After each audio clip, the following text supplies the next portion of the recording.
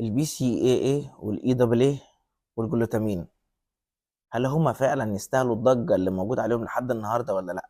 وهل هما مهمين ولا لا؟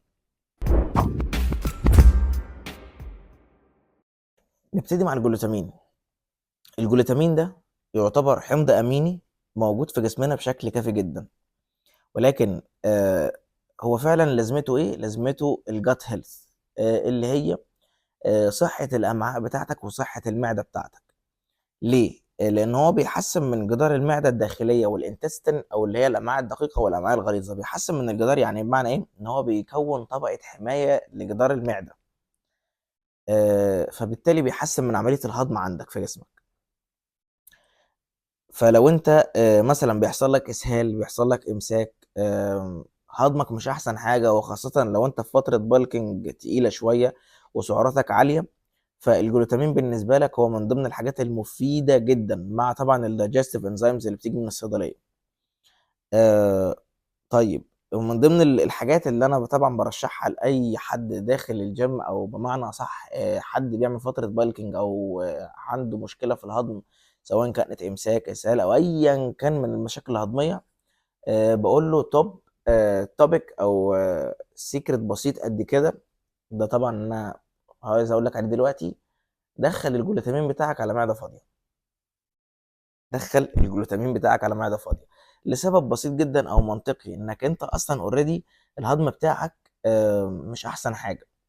فانا عايز ادخل الجلوتامين عشان يحسن اصلا من عمليه الهضم بتاعتي، وكمان عشان يمتص بشكل كويس جدا، فبالتالي يعمل لي حمايه او بروتكشن لجدار المعده والامعاء، ايا كانت امعاء غليظه او امعاء دقيقه. فبالتالي لازم ادخله قبل الاكل بتاعي او على معده فاضيه. طيب، وكمان من ضمن الحاجات ان هو بيحسن من المناعه بتاعتك، ده في الجلوتامين. طيب، البي سي اي اي والاي دبل اي، في احماض معينه، في احماض امينيه معينه فيهم ليها لازمه، زي اللايوسين اللي موجود مثلا في البي سي دبل اي، اللي هو المفتاح بتاع تكوين البروتين سينثيسيس، او زياده عدد مستقبلات البروتين. ده ملوش لازمه لو هو لوحده. فاهمني ازاي؟ ملوش لازمه لو هو لوحده، لازم يكون معاه بقيه الاحماض الامينيه، او اللي هو ايه، او فانت لازم لازم يكون معاه بقيه الاحماض الامينيه. فانت لازم تدخل البي سي دبل اي، او تدخل معاه امينو اسيدز. بمعنى اخر يعني، انك تاخد البي سي دبل اي مع البروتين، او تدخل البي سي دبل اي مع الاي دبل اي، او انت تدخل الاثنين مع بعض وتحط معاهم الواي. فبالتالي هيكون شيك لذيذ ورايق كده،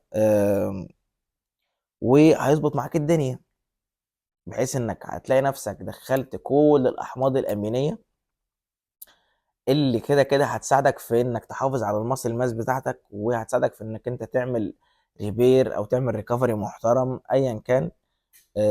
حابب تدخلهم مع بعض هم الاثنين من غير الواي بروتين، دخلهم مع بعض من غير الواي بروتين. حابب تدخلهم مع بعض مع الواي بروتين، لو انت هتستحمل الطعم طبعا، على حسب لو كان هي فليفر ولا لا، دخلهم مع بعض مفيش اي مشكله.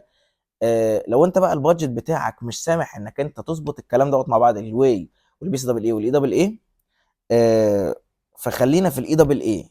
ليه؟ لان هو من اسمه اي دبل اي بيكون موجود فيه 9 احماض امينيه اساسيه اللي جسمك اساسا بيحتاجهم من الاكل اللي انت بتدخله من البروتين الحيواني بالذات، اللي هو بيكون فيه الاحماض الامينيه الاساسيه ان هو يعمل لك ريكفري ويعمل لك ماسل بيلدينج. بس فدي كلها كانت ببساطه المختصر المفيد بتاع البي سي دبل اي والاي دبل اي والجلوتامين.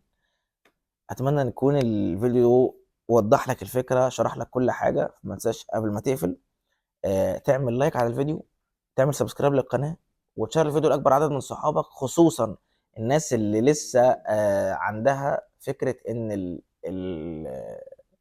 البرودكتس ديت او المنتجات ديت مفيده فعلا زي ما هم فاكرين، عشان ما يضيعش فلوسه حتى على الاقل. اشوفكم الحلقه الجايه. بيس.